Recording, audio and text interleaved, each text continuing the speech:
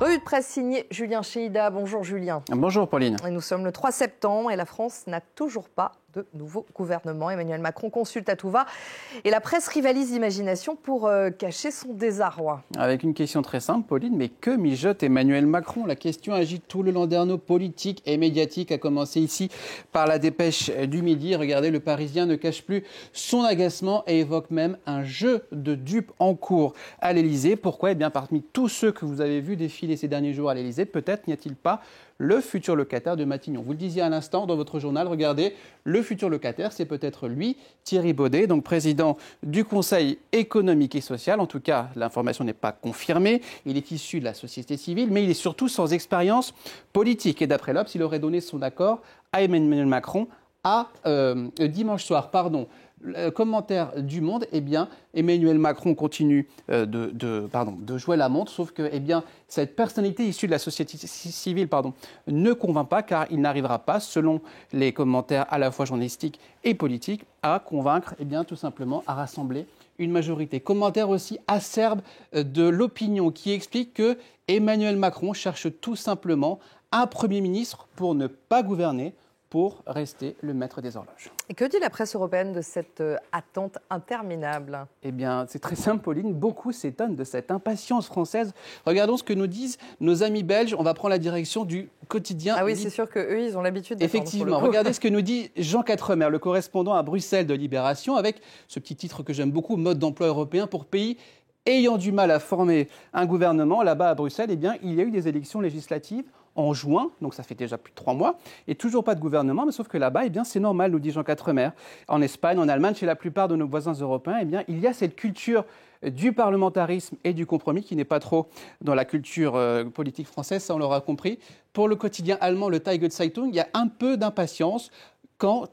Jusqu'à quand est-ce que ça va durer? Encore combien de temps peut-on ici lire dans le titre qui décrit cette séquence politique comme un feuilleton transparent de suffisance. Le dernier mot, il nous vient d'Angleterre et plus précisément du Guardian qui se permet de donner une sorte de petit conseil au président de la République. Un président humble doit surtout apprendre l'humilité, encore plus lorsqu'il a perdu les élections qu'il a lui-même déclenchées. Et on en vient à cette histoire rocambolesque d'escroquerie de père en fils visant des prêtres.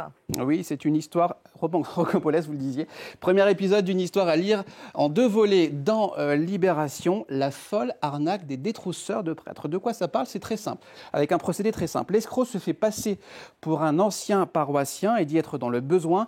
Quelques minutes plus tard, un gendarme, qui est en fait l'escroc, confirme les propos du premier appel et le prêtre finit par envoyer de l'argent.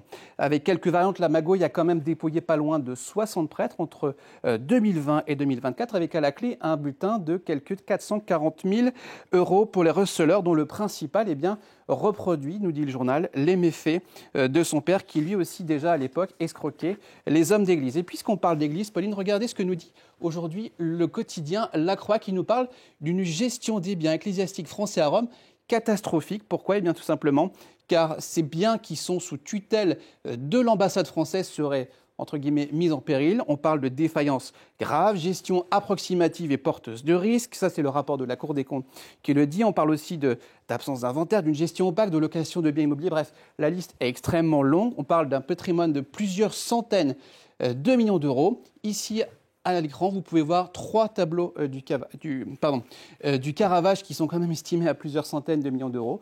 Et on apprend par exemple que ces tableaux ne font l'objet d'aucun plan de sécurité anti-incendie.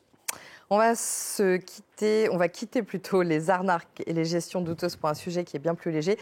Il s'agit des para-athlètes français qui brillent aux Jeux de Paris et en effet, ça fait du bien. Et ça fait beaucoup de bien, toujours plus haut et surtout toujours plus fort. C'est ce qu'on voit ici en une de l'équipe. Alors, c'est pas la bonne DLS, mais c'est pas grave. Ils sont en une de l'équipe. Il y a notamment Lucas Mazur pour le badminton et surtout celui qui a brillé hier, Alexis Anquincan, le para-triathlète qui a brillé hier. Mention trop bon, nous dit le quotidien Libération. Pourquoi? Parce qu'il s'offre donc déjà une jolie pause à son arrivée sur le pont Alexandre III hier, mais c'est surtout son second titre olympique après celui de Tokyo. Il est aussi plusieurs fois champion du monde, champion d'Europe. Et on apprend peut-être que depuis hier, cela faisait 1843 jours qu'il n'avait pas connu la défaite dans cette petite fine. Ça nous renvoie quand même à 2019. Merci beaucoup Julien pour votre revue de presse. On continue à parler des Jeux paralympiques. Les Jeux paralympiques qui créent certaines vocations. Je vous propose de nous rendre en Italie où l'escrime fauteuil séduit de plus en plus de jeunes, notamment grâce aux performances, par exemple, de